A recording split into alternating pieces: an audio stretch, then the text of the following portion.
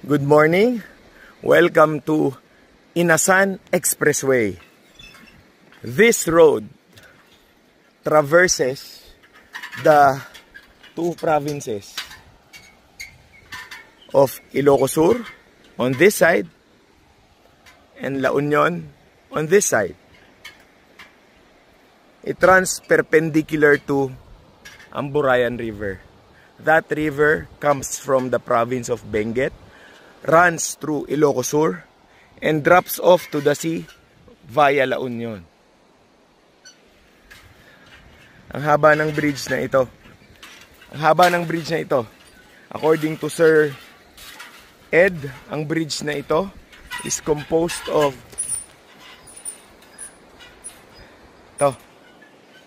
27 steel panels, each measuring 3 meters. So, just do the math. That's 81 meters. Napakaganda. Manahimik muna ako. Enjoy nyo yan. Kagaya ng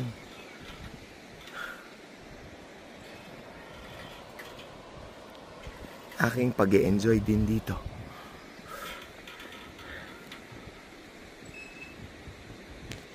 This is the great thing about taking videos and photos.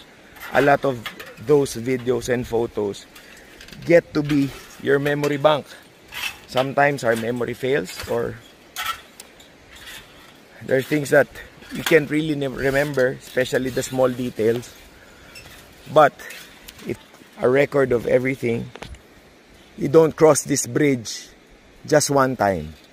You cross this bridge anytime you like, every time you like.